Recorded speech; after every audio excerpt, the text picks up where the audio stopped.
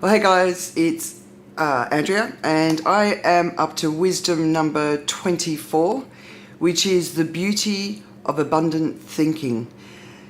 I'm really excited to talk about this today because I don't actually think I've ever really spoken about this to anyone. And I think it was well over a decade ago that the movie The Secret came out, and everybody was talking about it, really excited about it. And there was a lot of things in The Secret that didn't really speak to me, like, positive thinking will get you a car park when you go to the shopping centre, that sort of thing. But the message was always much deeper than that. And after I watched the movie, I then started reading Law of Attraction, all sorts of different types of things, right? And I think intuitively, all of us at the time who were watching it, reading it, we all knew that, our thoughts define our lives, right? So if you're negative all the time, life isn't great. If you're positive all the time, life's a lot better. And the one thing I do know is it's easier to be negative than it is to be positive. So being a positive pants is definitely something that it should be embraced by the people who are like that around us, because it takes a lot of energy to be positive. It's easier to slip into negativity. Anyway, so the other thing that sort of has always really struck me as I've sort of travelled around the world is how people speak about money. And when I talk about abundance, I'm not talking about money. I'm talking about lots of different things. But I want to talk about money because I think it's a really important thing to sort of bring into this equation. Everywhere I go, every culture, every society, wealthy countries, poor countries, I hear people talking about money from a place of lack. So I'm not one of these people that actually really likes to talk about money. I just don't think there's any benefit to talking about money, so I don't. It's not something, whether I've got it or whether I haven't got it, I don't talk about it. But most people, I hear them, we can't afford this, and it's so expensive, prices are going up. And I understand, but if we do believe that the thoughts determine our reality, then when we speak about money with the words of lack, then surely that's going to encourage more lack.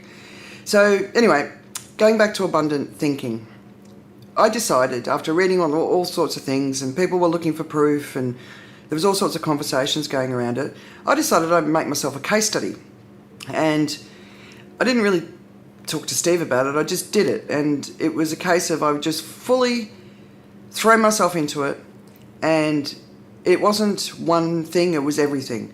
It was my mindset to my work, my contribution to my colleagues, it was how I made other people in my community feel, it was everything. It's the words I share on social media. I'm not always right, I don't always get it right, but I try to be inclusive and positive in my message. I want to lift people up, right? Make the world a better place. I want to keep hope alive. All those sort of things. But it wasn't just the concept of abundance and its impact on me. It was also the concept of abundance and the impact on the entire world. And I think right now, where there's so much negativity and there's so much fear, this idea of that there's enough for everybody. Like if you think about that within an environmental context, so when people want to talk about population as the challenge for the environment, there's no doubt we've got too many people, but we've got them. So we've got to solve the problem while we've got this enormous amount of people, and hopefully not more, right? Because that would be stupid if we hit the 10 billion projected. And the other thing that I really wanted to say is when I started this, Steve and I were on our knees financially. We were in our 7 years of bad luck, and we were really not in a good place. And even then, I decided I was going to do it, and I was going to fully embrace it. And the last few years have been amazing. Steve's just doing so well with his work. I've been getting some great opportunities. It's been brilliant, right? But good or bad, it's out there. Just abundant thinking. Enough work will come. Enough money will come. The right opportunities will come.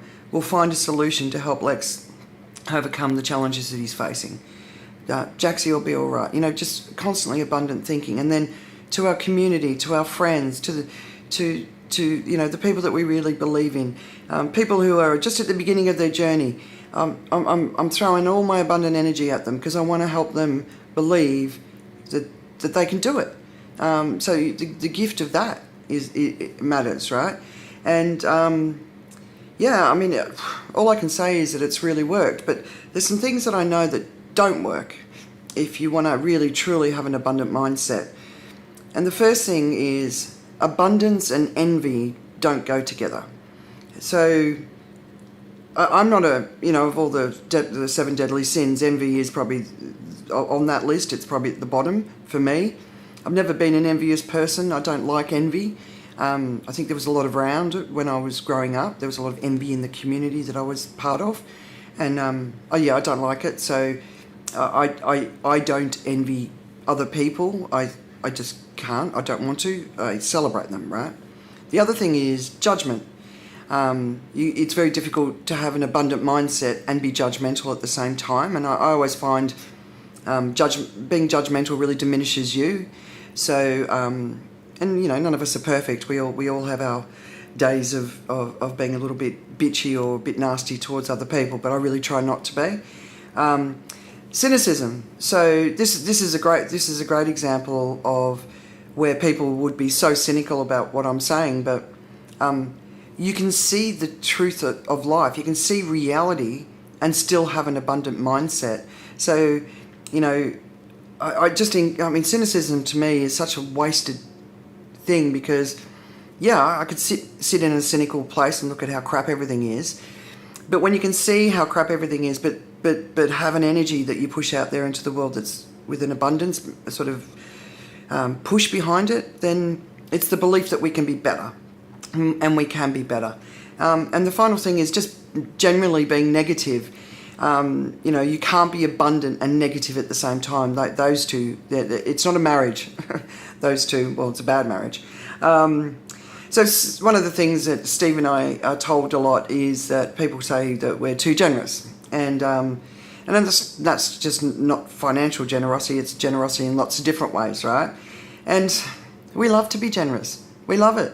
And, there's a couple of times where Steve gets a bit cranky with me because I've been generous somewhere that he doesn't necessarily agree with. But the reality is I always know that he would do exactly the same thing, right?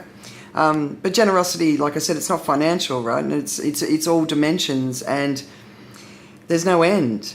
There's no, for an abundant mindset, there's no stopping point. There's no end. It's forever, right? So, and I don't know, it just makes you feel good about being in the world when you have an abundant mindset.